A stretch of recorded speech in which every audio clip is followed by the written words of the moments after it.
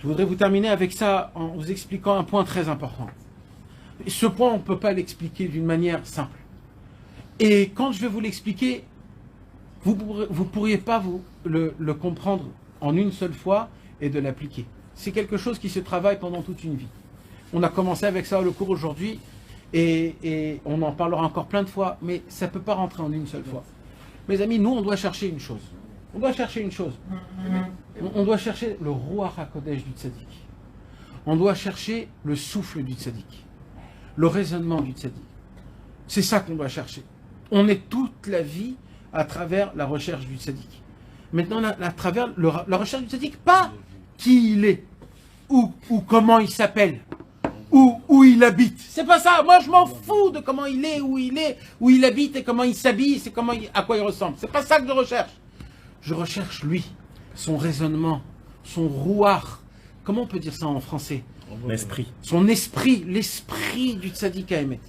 Maintenant, l'esprit du tzaddik, il est à travers les livres que lui-même il a laissés. Et sachez, mes amis, que le Yetzer Hara, il va tout faire pour qu'on puisse pas ressentir l'esprit du tzaddik. Mais on ne peut pas s'attacher au tzaddik si on ne s'attache pas à l'esprit du tzaddik. L'esprit du tzaddik, en hébreu, ça s'appelle la lumière. Le or, cette lumière. Je recherche la lumière. Je recherche la lumière du tzaddik. Je ne recherche pas les conseils du tzaddik, la Torah du tzaddik, ce qu'il a écrit, ce qu'il n'a pas écrit, qu'est-ce qu'il a vécu, qu'est-ce qu'il n'a pas vécu, c'est qui son élève, d'où il vient, où il est parti, où il est allé. C'est important tout ça, mais c'est pas important. Il y a plus important que ça. On a la possibilité d'être soi-disant des Breslev, mais on n'est pas des Breslev. On peut étudier les livres de Rabbeinu et ça ne nous fait pas d'effet. On peut voyager à Ouman et c'est pas ça encore le Inyan. Le Inyan, c'est de s'attacher et de chercher la lumière du tzaddik. La lumière. Je veux le tzaddik en lui-même, que quand je parle du tzaddik, mes yeux ils brillent. Regardez Rabbi Israël. Rabbi Israël, quand il parlait de Rabbeinu, ses yeux brillaient. Il répétait des centaines de fois des paroles les plus simples de Rabbeinu. Il les répétait parce que pour lui, c'était des paroles qui se renouvelaient. C'était des paroles qui étaient tout le temps nouvelles. Quand tu venais voir Rabbi Israël, il te racontait comment il s'est rapproché. Mais je l'ai entendu 100 000 fois, ton histoire, Rabbi Israël. Qu'est-ce que tu me la racontes encore une fois? Parce que pour lui, Rabbi Israël, son histoire de comment s'est rapproché, c'est ça la Géoula en entière pour lui. Je me suis rapproché de Rabbeinu, tu t'imagines ce que c'est? C'est pas simple. Donc toute ma vie, je vais la raconter cette histoire, toute ma vie, jusqu'à la fin de tous les temps. Il a même écrit son histoire dans tous les livres qu'il a en sorti. Qu'est-ce que tu écris? Ça va, c'est juste une histoire, mais non. C'est toute l'histoire, et ça, nous tous, on doit avoir cette sensation-là. Si on n'a pas cette sensation, c'est qu'on ne comprend pas à qui on s'est rapproché, on ne comprend pas à qui on a affaire. Je suis désolé, mes amis. Mais on est en train de faire du charabia, ça fait des années, voilà. On fait du charabia, ça fait des années. Voilà. On croit qu'on est des Chassidei Breslev, on étudie des Torahs de Rabbeinu, qu'on s'y connaît, on y connaît. Wallo, voilà. Chlet de chlet. On connaît rien du tout. On n'a aucune idée, on sait rien du tout. Et malheureusement, on croit qu'on connaît, on croit qu'on sait. Et on donne des cours. Et il y a beaucoup de gens qui donnent des cours, ils prennent la parole, et ils prennent des trucs. Et les caméras, tout va, et les trucs. Et même moi, mes amis, je vais vous raconter une histoire. Moi, j'ai entendu cette histoire. Elle m'a remis à place. Un jour, il y avait des élèves de Rabbi Israël, des vrais élèves balèzes. Ils étaient comme ça chez Rabbi Israël, très proches. Et pendant peut-être 3 ou 4 heures comme ça, ils posaient à Rabbi Israël des questions mamash dans la Vodat Hashem. Comment il faut faire dans une bodédoute? Comment il faut faire comme ça? Qu'est-ce qu'on fait quand on est avec la femme? Qu'est-ce qu'on fait quand on est dans le collège? Est-ce qu'il faut aller au collège? Est-ce qu'il faut aller au travail? Combien de temps? Mamash, des questions très importantes dans la Vodat Hashem, le likuté de Filot, il bodédoute. Et Rabbi Israël, il répondait. Et à la fin qu'il répondait, c'est terminé, ils ont tous eu leur réponse, etc. Rabbi Israël les regarde comme ça et il leur dit, moi, Annie, je pense ni comme vous, je fais ni comme vous et je ne ressemble pas à vous. Ils se sont levés, ils se sont barrés le plus vite possible. Pour ne pas rester une seconde là-bas. Tellement ils avaient honte. Rabbi Israël, c'était le seul au monde qui avait la possibilité de te remettre à ta place, même dans ton dimion, même dans ton serrette que tu es, dans ton film que tu crois que tu es en train de jouer, l'acteur de ton film. Rabbi Israël te faisait comme ça, d'un coup tu te remettais sur tes pages, tu dis mais qu'est-ce qui arrive? Mais je suis en train... Al-Miani Oved! Eh oui, mes amis, il n'y a personne comme Rabbi Israël aujourd'hui qui peut nous remettre à notre place. On est là, on se la pète, on se la croit, on croit qu'on est qui on est, on croit qu'on fait ce qu'on fait, on croit qu'on fait bien, on fait mal. Choum d'avar, il n'y a rien de tout ça. On est loin de chez très loin, mes amis. C'est pas pour rien que Rabbi Israël, il a beaucoup parlé contre les autres. C'est pas pour rien. Parce que Rabbi Israël, il a connu une vérité, pas une vérité gentille, une vérité, une flèche, que quand tu tires, ça arrive à 100%. Pas ça arrive à 90, 70, c'est du 100%. Donc au moment où ça touche, c'est pas Emet, mon frère. Rabbeinu, c'est du Emet, là, un mytho. Et c'est un problème, ça, mes amis. On est en train de s'en endormir. Plus Rabbi Israël, il est parti, plus les jours, ils avancent, plus on est dans un sheker, et on est dans un... Et le roi, il est en train d'être déformé, comme je vous l'expliquais. Le roi, il est en train d'être déformé. Breslev se déforme. La notion se déforme. Les Torahs de Rabbeinu sont déformés. Aujourd'hui, tu vois, tout est déformé. On ne sait pas où est le Hémet, mes amis. Ne croyez pas que c'est aussi pachout. Ne croyez pas que c'est aussi pachout. C'est pas aussi pachout comme vous le croyez.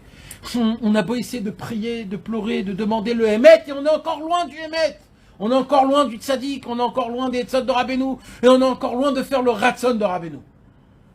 On a beau étudier, lire les histoires de Rabbeinu, il connaît, et on est hyper loin de tout ça. On avait un seul, que tout le monde avait peur de lui, un seul, que le monde avait peur de lui, trembler devant lui.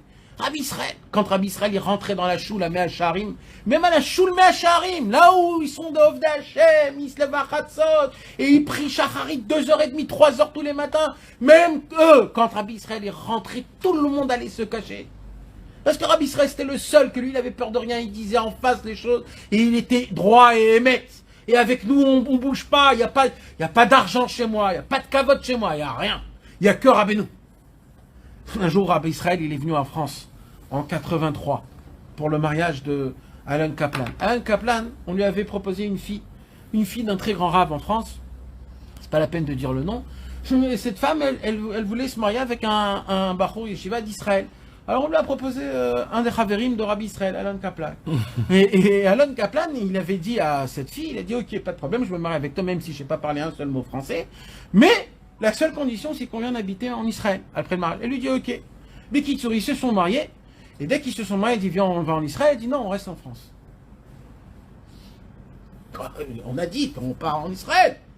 Non, on reste en France. Mon père c'est un rave, il y a une Kehila, on reste en France. Mais qu'il sort Alan Kaplan, il s'est dit je divorce. 2 jours après le mariage, je divorce. Alors, quand il a entendu ça à Rabbi Israël, il a dit tout de suite, je vais en France. Il faut faire un shlom bayit. Et là, Rabbi Israël, pour la première fois de sa vie, en fait, qui a commencé à mettre la graine qui a fait tout ce qui s'est passé, Rabbi Israël se retrouve avec plein de travérim en France, ou à Pavé, ni plus ni moins. Mais Kitsour, alors on commence à préparer Rabbi Israël de à quoi s'attendre. Alors Alan Kaplan, il vient, il dit écoute, il faut que tu comprennes, mon beau-père c'est le Rav un tel, fils d'un tel, il a une yeshiva un tel, il a pris la smicha du Rav un tel, à côté de lui il y a le Rav un tel et un tel. Quand tu vas parler avec eux, en fait tu vas t'asseoir devant une armée de rabbanim en France qui croient tous que la Torah leur appartient à eux. Parce qu'à l'époque, à Paris, il n'y avait pas d'orthodoxes, c'était que eux les orthodoxes. Donc en fait, il faut que tu saches à quoi c'est pas stam.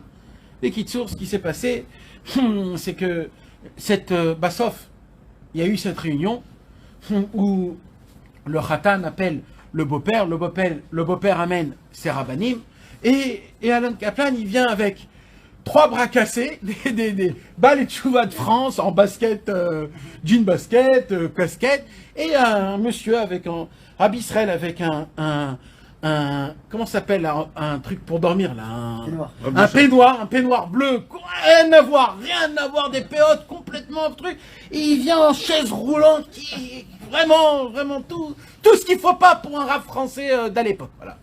Les Kitsour, ils voient ça, ils comprennent pas ce qui se passe, et là ils commencent à parler, et là le grand rave il dit Shalom Aleichem, Vodo, comment il s'appelle votre yeshiva? Rabbi Israël dit Enli Yeshiva. J'ai pas d'yeshiva. Bon. Il dit comment s'appellent les livres que vous avez écrits? Il dit Enli Shum Sefer. J'ai aucun livre. Combien vous avez d'élèves en Israël? Il dit Enli Shum Talmidim. J'ai aucun élève. Après, il lui pose encore des questions. Et Rabbi Israël, il a arrêté de répondre parce que les questions qu'il posait. Et à un moment, à la fin, il lui dit, Tistakel Allah Itov. Il lui dit, regarde bien moi dans les yeux. Il lui dit, Rabbi Israël, je n'ai rien dans ce monde à part Rabbeinu Akadosh, Rabbi Nachman Breslev. Tu veux me parler? Tu veux me parler? Le Rav, il n'a rien dit. Après, il a dit, bon, je ne sais pas à qui on a affaire. Apparemment, on ne peut pas procéder de cette manière-là.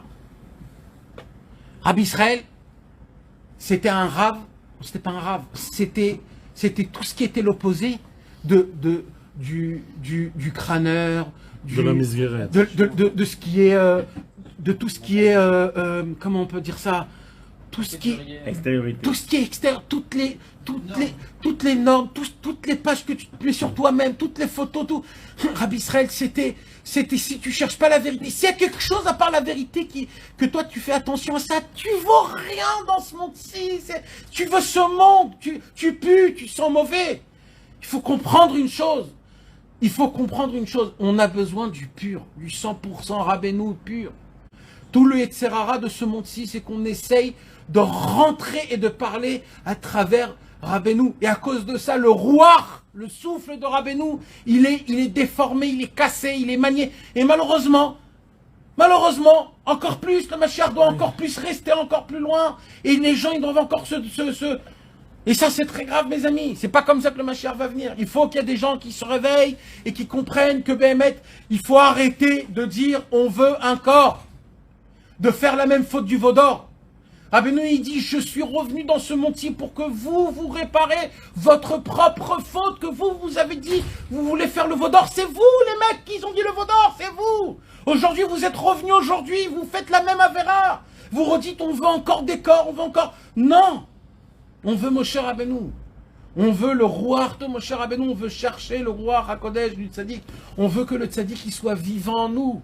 J'ai pas besoin, on croit que le tzaddik il n'a pas assez de kelim pour nous réparer. Alors on va chercher à droite, à gauche. On va chercher chez les goïm, on va chercher chez les autres rabbanim, on va chercher chez les autres assidouillots, peut-être qu'il y a des autres paroles sympathiques, etc. Mais vous croyez que Rabbeinu il a besoin que quelqu'un il aide? Rabbeinu il a dit, Khanti Akol, j'ai déjà tout préparé, tout a déjà été écrit. Tout est fait, tout est mentionné. Il faut qu'il y ait juste quelqu'un qui vient, qui prend et qui l'applique sans des chormotes, sans faire des choses comme ça. Mais malheureusement, on est des gens, on veut les faciliter, on veut faire comme tout le monde, on veut que ça soit sympathique et beau. Et oui, mes amis, je me pose et je me repose des questions encore et encore. C'est une des raisons pour laquelle j'ai arrêté de faire les cours il y a 1 an. Pendant 7 mois, j'ai arrêté de faire les cours. Parce que même les cours, ça sert à rien. Même le fait que je vienne ici, que je parle du Likutei Moharan, je fais la même chose que les autres y font. Je fais la même chose, je fais des cours de Likutei Moharan, oh là là, c'est beau. Et en fin de compte, chacun il rentre chez lui, avec son ventre, avec ses ta'avot, et on continue. Avec moi aussi, je fais mes ta'avot, je fais tout comme si de rien n'était. Voilà. Et ça sert à quoi? Voilà. Alors on a parlé de Rabbeinu, on a parlé de ça, on a parlé... Nous, Asma, hello, Makara. Rabbi Israël, il faisait pas des cours. Rabbi Israël, il parlait juste des paroles, il disait rien, il disait, tu veux te rapprocher de Rabbeinu, prends un livre, va dans la forêt, va faire ce que je dois faire. Il n'y a pas le temps. C'est comme les cinémas aujourd'hui, tu vas au cinéma, tu achètes les pop-corn, tu achètes ta place, tu viens et tu bouffes les pop-corn pendant 2 heures et tu regardes, ah c'est beau, c'est super bien. C'est un petit peu pareil quand on vient dans des... On est là, mes amis, il faut que ça nous touche dans le cœur, il faut que ça nous fasse mal, il faut que vous compreniez quelque chose. Que des paroles de vérité, il faut les chercher, il faut prier pour les écouter, et il faut que notre cœur soit ouvert pour entendre la voix de Rabbeinu et la voix du tzaddik et de Hacham Yitbarach qui nous appelle Shuvu Banim Shovavim. Shuvu Elai, revenez vers moi. Mais pas à travers comme ce monde-ci, à travers les ta'avot et tout ça, mes amis, c'est du tmanik, le kavod, la gava, le pirsoum, les trucs, et là-bas tu brasses les mains, et le truc, oh là, lui c'est un grand connaisseur de Rabbeinu, et lui il connaît, lui côté moi. Les gars, c'est du pipeau, tout ça, c'est de la caca-bouda. Il n'y a rien de... ce qui est pur et ce qui est beau, mes amis, sachez une chose. Vous savez dans quoi on s'y connaît, nous? Moi, je vais vous dire dans quoi on s'y connaît. On s'y connaît dans de la bouffe, on s'y connaît dans les femmes, on s'y connaît dans l'honneur, on s'y connaît dans l'oseille. Ce sont les points qu'on s'y connaît. Dans la Gdoucha, on s'y connaît pas. Donc, mes amis, s'il y a des fois vous entendez des paroles où vous dites « moi ça me dit pas, moi ça me dit », ça veut rien dire. Parce que les seules choses qu'on s'y connaît, c'est que dans ce monde-ci, dans les tavot de ce monde-ci. On s'y connaît pas, nous, dans les tzadikim, dans la Vodat Hashem, dans la spiritualité. On s'y connaît pas. On peut rien dire, on peut rien faire. Si on n'écoute pas Rabbi Israël, vous savez, mes amis, Rabbi Israël, quand il est venu, il a dévoilé le secret du nanar. Il nous a donné l'explication que, vous savez, c'est quoi le nanar? Le nanar, c'est comme un mini tikkun haklali. Comprenez ce que je suis en train de vous dire? Rabbi Israël, il nous a fait faire comprendre qu'aujourd'hui, il y aura une génération que même le tikkun haklali sera dur à le faire. Et qu'il faut encore un concentré du tikkun haklali. Le concentré du tikkun haklali, c'est le nanar. Et Rabbeinu, Rabbi Israël, il dit, Aval, rak be'emuna. Qu'est-ce qu'il savait, Rabbi Israël? Rabbi Israël dit, je dévoile 2 mots du Pétek, j'enlève le libre arbitre du monde. Comme ça, il a dit Rabbi Israël. 2 mots. Je dévoile 2 mots du Pétek, j'enlève le libre arbitre du monde. Il lui dit, Aval mazé chavé. À quoi ça sert? Moi, je veux que de la Emouna. Tout l'union de la Emouna, c'est le nanar. On peut voir des nanars aujourd'hui qui tournent et qui sont là et qu'ils ne parlent pas ou ils ne savent pas. Mes amis, j'en vois pas, moi, des gens qui disent beaucoup nanar, nachman, meuman, be'emouna, shlema, qui chantent, qui dansent, ou même comme ça, 5-10 minutes par jour. Nanar, nachman, meuman. Limite, il y a des gens qui disent bitul Torah, bitul Tfila. Limite, il y a des gens qui disent qu'est-ce qu'il est en train de faire, ce monsieur? C'est des fous, les nanars, c'est des fous. Eh oui, mes amis. Mais sachez, mes amis, celui qui ne le fait pas, lui, il n'aura pas d'émouna, il n'aura rien dans ce monde-ci, il va être à travers ce monde-ci. Parce que vous savez combien de force il faut pour s'asseoir et dire pendant 5-10 minutes, nanar, narma. Vous savez combien de force il faut? Moi, je vais vous dire qu'est-ce qu'il faut. Il faut avoir beaucoup d'humilité, il faut avoir beaucoup bitoul, comment on dit? Annulation. Annulation envers les tzadikim, il faut avoir beaucoup d'émouna. Beaucoup d'émouna. C'est qu'un monsieur qui est rempli d'émouna qui peut s'asseoir 5 minutes et dire nanar. C'est qu'un monsieur qui a énormément de bitoul, d'annulation envers le tzaddik qui peut dire nanar. Parce que vous savez ce qui se passe quand on dit nanar? Eh ben on change. Et on veut pas changer. Alors on reste les imbéciles qu'on est. Et on se dit qu'est-ce qu'on dit? Mais apparemment, on est mes alzel. Pourquoi on est mes alzel? Pourquoi on est mes alzel? Comment on dit mes alzel? Pourquoi on dénigre? Pourquoi on dénigre quand on dit nanar? C'est pas important de dire nanar. Mes amis, de dire nanar, nachman, meuman, c'est exactement la même importance que tu dis la Hamida. C'est la même importance que tu étudies la Gemara ou la Tfila. C'est la même importance. Parce que Rabbi Israël l'a dit, quand tu prononces le nom du tzaddik, tu t'inclus dans toute la Torah, dans tous les tzaddikim, dans Avraham, Yitzhak et Yaakov, dans Moshe Rabbeinu, dans la Géoula du Ham Israël, dans tout ce qu'il allait se passer. Tu t'inclus dans l'essence de ce monde-ci. Il y a ici un mec qui croit en ça. Si vous avez 1% d'émouna, tout le monde se serait changé. On n'a même pas 1% d'émouna dans ça. Quoi, que dans nanar, que dans... Mais oui, vous êtes des fous. Ouais, on est des fous. Mashiach, il veut pas venir parce que le Mashiach, il dit, si je vais chanter le nanar, on va me prendre pour un fou, alors je viens pas. Badaï. Mes amis, ne rigolez pas, mes amis. Le Rabbi Israël, c'était le seul au monde qui a été prêt à jeter son kavod et qu'il a été prêt qu'on appelle un fou, même après qu'il est mort. Il savait jouer le fou jusqu'à que même ses élèves croient qu'il était fou. Il y a des tzadikim aujourd'hui qui jouent le fou soi-disant pour montrer à tout le monde qu'ils sont des fous et que à côté les élèves ils disent ouais regarde c'est un tzadik, c'est un tzadik, il fait exprès etc.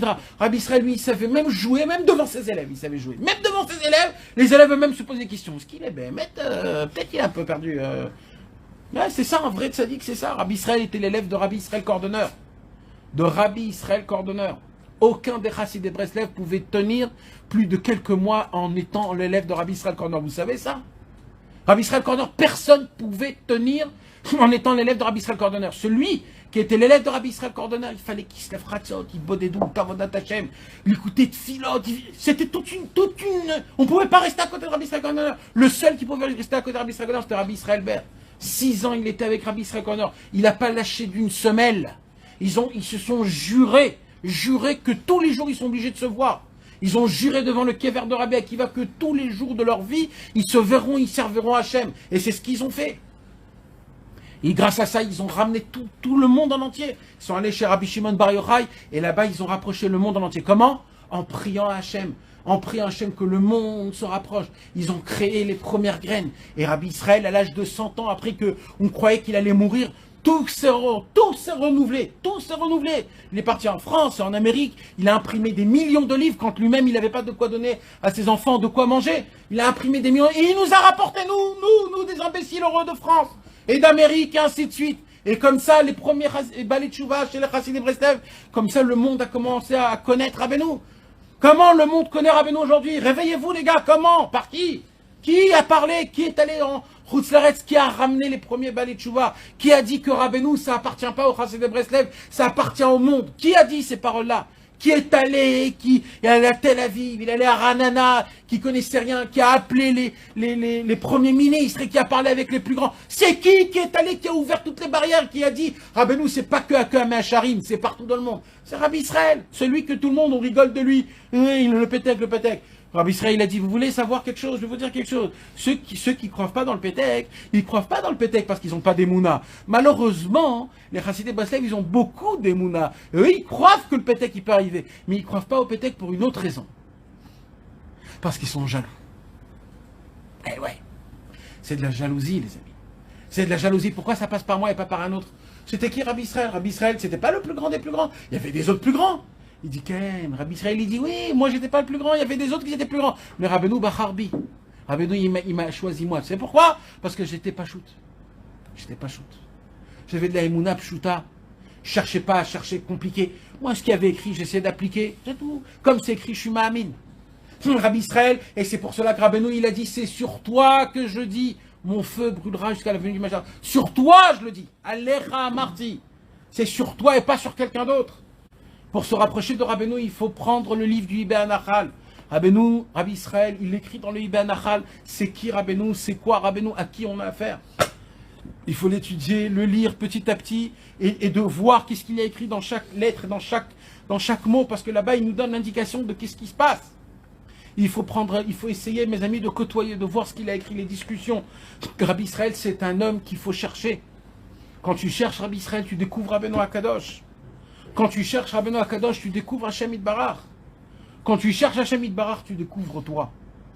Et quand tu découvres toi, c'est la raison pour laquelle Akadosh Baruch Hu, il a créé le monde. Que tu arrives à travers toi de découvrir Hashem, la Torah et les tzadikim. Mais tout dépend que de la Emouna. Le mois de Tammuz, mes amis, c'est le mois actuellement, le 17 Tammuz, appartenant où la graine, elle commence dès maintenant. On a la possibilité, le mois de Tammuz, grâce au fait que Moshe Rabbeinu, il a brisé les premières tables de la loi. Il savait qu'il y aurait des tables de la loi qui sont brisées. Les tables de la loi qui sont brisées, c'est des personnes qui sont brisées comme nous. Nous, on est des shvurim, on est des brisés. C'est pour cela qu'il a brisé les tables de la loi pour nous, des gens qui sont complètement brisés. Il faut savoir, mes amis, que tout dépend à travers quoi? À travers qu'est-ce que tu oublies et qu'est-ce que tu te rappelles. Tout le service, il est à travers ça. On doit énormément demander à Kadosh Baruch Hu. On a la possibilité, on a le mérite d'avoir la possibilité de oublier ce qu'il faut oublier et de se rappeler de ce qu'il faut se rappeler. C'est pour cela, il dit Rabbi Nachman dans la Torah 217. C'est une Torah que, Béhémet, j'ai beaucoup posé cette question à des gens, personne ne savait me dire. À la fin de la Torah, Rabbeinu, il donne des deuxièmes rachetevot sur le mois de Tammuz. Zman Matan Toratenu Rachetevot Tammuz. Apparemment, c'est quoi Zman Matan Toratenu? Normalement, c'est Shavuot. Pourquoi Dafka, c'est le Inyan de Tammuz? Et il a mis, et d'abord, c'est pas Kashour à ce qu'on est en train d'étudier. Il n'y a pas de Kesher, il n'y a pas de lien. Mais apparemment, quand tu fais rentrer le Inyan, que le Pétek, il a été reçu le 17 Tammuz, en fait, la deuxième ligne, la ligne terminale de Zman Matan Toratenu, donc je sais Rachetevot de Tammuz, en fait, c'est une allusion au Pétek. Que Béhémet, le 17 Tammuz, on a reçu Béhémet, une nouvelle Torah. C'est la nouvelle Torah de Zman Matan Toratenu, Rachetevot Tammuz, que d'une la même façon qu'il a brisé l'étape de la loi, on a reçu le tikkun des tables de la loi. Comment? En recevant le Pétek. Le Pétek, c'est le tikkun. C'est pour ça que Rabbeinu, il dit dans l'écoute de Mourad, les taken, réparer l'oubli. Parce que comment tu répares l'oubli? À travers le Pétek qui nous rappelle que quoi?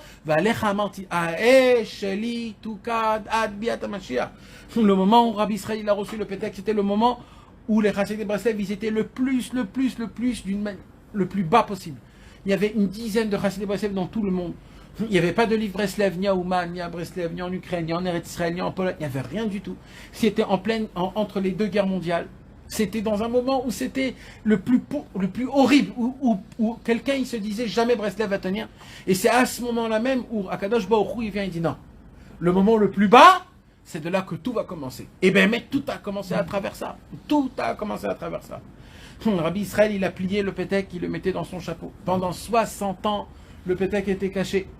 Jusqu'au jour où Rabbi Israël, il a reçu un signe du ciel, que le moment est venu de dévoiler. Et bien, mettre le jour où il est venu, où ça a été dévoilé. Et au moment où ça a été dévoilé, c'est fini. On ne peut plus arrêter ce dévoilement. Maintenant, ça casse toutes les maisons, ça va dans tout le monde en entier. Personne ne peut arrêter ce dévoilement. C'est un dévoilement qui ne va jamais s'arrêter. Jusqu'à la venue du Mashiach, ça va rentrer devant partout, tous les rabbanim, tout. De la même façon qu'à l'époque, on ne parlait pas de Breslev, alors aujourd'hui, on parle tout le monde de Breslev. Mais aujourd'hui, dans quelques temps, on va parler petit à petit du nanar et du pétek, et on va découvrir petit à petit c'est quoi la puissance du nanar et du pétek. Aujourd'hui, malheureusement, même les chassidés Breslev ne comprennent pas, et même les nanachim, ils ne comprennent pas, et même nous, on ne comprend pas, et on s'amuse, on ne voit pas le travail qu'il faut faire. Mais mes amis, quand on a un problème dans la Vodat Hashem, il faut dire nanar. Quand on est énervé, il faut dire nanar. Il faut s'attacher à Rabbeinu en disant nanar, nachman, nachman, nouman. Quand tu dis nanar, nachman, nachman, nouman, c'est le secret du laït ratchout. Parce que c'est quoi na? Pourquoi on répète le mot, on revient à l'envers? C'est le secret de la hitrachout, que quand tu tombes, tu recommences dès le début comme si de rien n'était. Na, tu es tombé, tu reprends. Nun, chet, tu as avancé à nun, chet, tu es retombé, tu reprends dès le début. Nun, chet, même. Tu es retombé, nun, chet. C'est le secret de Sheva Hipol Tzadik Vekam, que quoi qu'il se passe, tu tombes, tu te relèves. C'est ça ce qu'il dit Rabbeinu. Chazak ve'ematz ba'avodatecha. Sois fort et courageux dans ton service divin. Il y a écrit 3 fois avodatecha dans le Pétek, mes amis. Et le Ikar de Avoda du Pétek, c'est le Avoda du Chatzot. C'est pour ça, Avodatecha, il est écrit tout seul dans le Pétek, à la 6e ligne. Avodatecha, c'est Gimatria Chatzot. Et c'est la 6e ligne. Pourquoi la 6e ligne? Parce que Rabbeinu, il a dit, c'est quand Chatzot, c'est toujours 6 heures après cet accord Rabbi. Donc il a mis dans la 6e ligne le mot Ba'avodatecha, qui veut dire Chatzot. Quand il dit Chazak ve'ematz ba'avodatecha, il parle de quoi? Bien sûr, de tous les services divins. Mais en premier de Chatzot, Rabbi Israël, il a dit, il y a beaucoup de niveaux. Mais le premier niveau, c'est Chatzot. D'abord, on commence par Chatzot. Chatzot, c'est quoi, mes amis? C'est de pleurer pour la Istalkout des Tzadikim. Parce que les Tzadikim, ils sont pas là. On voit pas les Tzadikim. Parce qu'il y a des forces du mal qui cachent la voda des Tzadikim. Tout le Inyan, c'est Chatzot. Chatzot, on peut découvrir le Tzadik. Maintenant, mes amis, aujourd'hui, depuis Yudzaïn Betamuz, jusqu'à Tisha B'Av, il y a un travail qui est très fort. C'est quoi le travail? C'est que dès aujourd'hui, il faut tous les jours, vers 1h de l'après-midi, faire Chatzot la journée. Juste faire Tikkun Rachel, on ne fait pas Tikkun Léa. Alors, jusqu'à maintenant, il y avait des gens qui disaient c'est compliqué de se lever la nuit pour faire Tikkun Chatzot. Voilà, mes amis, on a 3 semaines. Pendant ces 3 semaines, c'est très important de faire Tikkun Chatzot vers 1h, 1h30 de l'après-midi. Jusqu'à Mincha. Depuis 1h jusqu'à Mincha. Donc, vous asseyez par terre, vous enlevez vos chaussures. Si vous ne pouvez pas, c'est pas obligé, mais c'est mieux de le faire. Et tous les jours, 1h30 d'après-midi, 2h, vous vous asseyez par terre, faites juste Tikkun Rachel. Mes amis, ça prend pas plus que 7 minutes. 7 minutes 7 minutes. Rien que Tikkun Rachel. Rien que Tikkun Rachel. Jusqu'à Tisha B'Av. C'est le minimum, c'est le minimum. Et quand vous pensez à ça, vous ne pensez pas que au Beth Amikdash. Parce que l'essentiel, c'est pas le Beth Amikdash. Parce que c'est Lukan Shel Tzadikim qui Khurban. Beth Amikdash qui flingue, qui Khurban Beth Amikdash. Quand un tzadik qui meurt, c'est compté comme si 2 fois le Beth Amikdash a été détruit. Donc nous, on doit pleurer sur quoi? Sur Siloukan Shel Tzadikim, sur le fait que les tzadikim, ils sont pas là, on les voit pas, on les ressent pas, ils sont pas vivants dans notre cœur. Je pleure dans le Tikkun Chatzot pour ça. Je pleure parce que je veux voir les tzadikim. Je veux me rapprocher d'eux. Je sens que je suis un orphelin. Donc, quand on fait ça, mes amis, je vous promets qu'après, votre Tisha B'Av sera pas pareil. Ça sera un vrai Tisha B'Av où vous allez ressentir un rapprochement de Rabbeinu. Et n'oubliez pas de dire nanar, de dire nanar besimcha, be'emuna, et de savoir qu'il y a beaucoup de choses qu'on ne sait pas et qu'on croit que c'est ce qui sont simples.